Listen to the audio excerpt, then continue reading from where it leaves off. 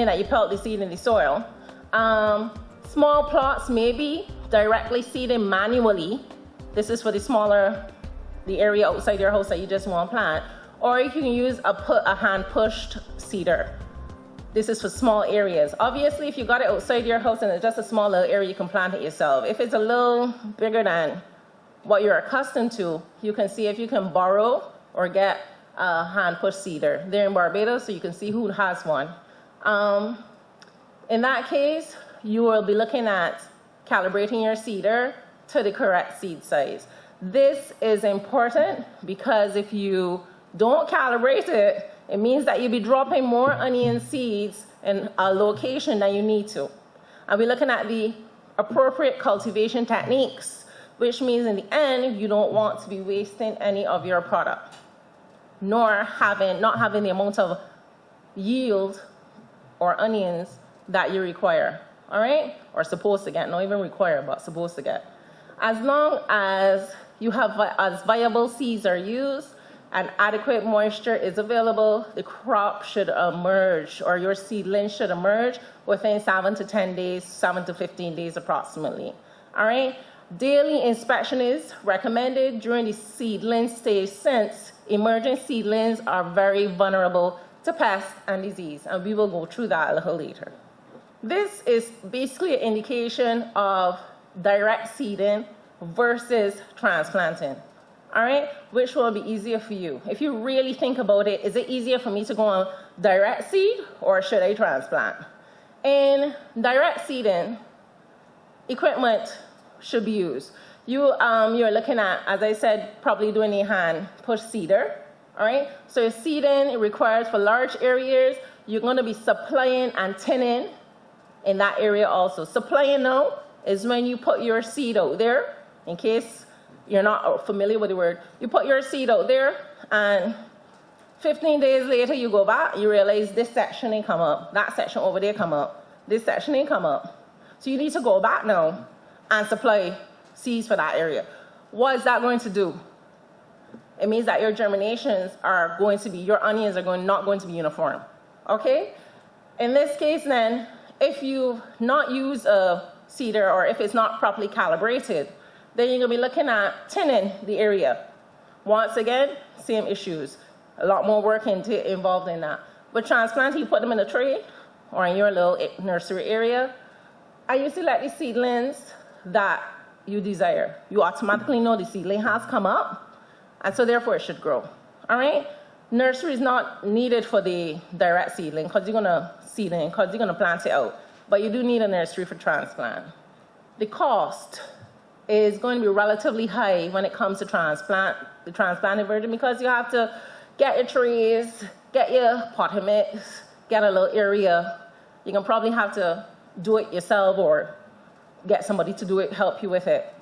So it's going to be a little bit more time, okay? So yes, you have to take that into consideration. Weed control. In terms of directly seeding it, your weeds are always there before you even plant. Remember that. So your seed is in there, your weeds are going to come up before in certain cases, because this is I think 5 to 15. So your seeds are going to come up, your weeds are going to come up in certain cases faster than your seeds. So you still have a lot of work out there still. So it's still money involved, because unless you're weeding it yourself, which I doubt, you're going to probably still have to pay for that, all right? And then if the person is not knowledgeable of onions, they could also even pull up your actual little onion seedlings. In this case of transplant, because they've already been established, your weeding is a little easier because you can see your seedlings already, all right? And odds are you can also keep it down because you can put things in place, which we'll go into, to make sure that your weeds stay down. All right, the standard time for the direct seedlings, but you've already increased your planting time in the transplants at least 1 to 2 weeks. All right? The spacing, better control, and optimal crop stand. Crop stand meaning uniformity in between the plants, meaning everybody coming up at the same time. All right? And with the direct seeding, as I explained, could be pretty irregular, and that depends on the equipment. Even if you use your hands and you were careful, you might not have the proper crop stand or spacing. And soil conditions, the germination needs well land preparation, and it needs adequate moisture because your seeds are underneath there, so that it needs proper everything. And in this case, your seeds are already in transplant, your seeds are already germinated, and the land preparation, even though it says here not critical, I believe in land preparation, so yes, it's still critical, it should have been there, but nonetheless, you don't have to pay that much attention because they've struggled past most of everything already, right? And the feed survival, it's variable in direct seeding, whereas in transplants, it's pretty high, right? This is what happens when you have uneven spacing. And if you guys can appreciate, you have really big onions here, this one is not too bad, but you have onions now that are fighting for space and they're uneven and small, all right? And that's gonna determine your market and who you're planning to sell to. If you plan to sell these onions to a hotel, well, good luck. Good luck with that, because you will have to pick and choose your onions more. But if you have even spacing now, everybody has got a good crop stand, basically even spacing, nobody's fighting for everything, and the size is all uniform. This is just a diagram of what the hand push seeder would actually look like, okay?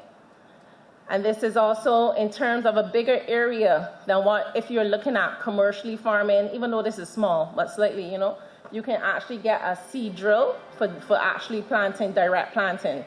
And this one also for direct planting, right there. This is actually a photo of Barbados. So you know that these things are in Barbados, and it's quite possible for you to actually get the seeders in Barbados. And you can see there's nobody walking behind there. It's a faster process. And what's happening here, if you can see the rows in the bed, you see that you have more than two rows in each bed.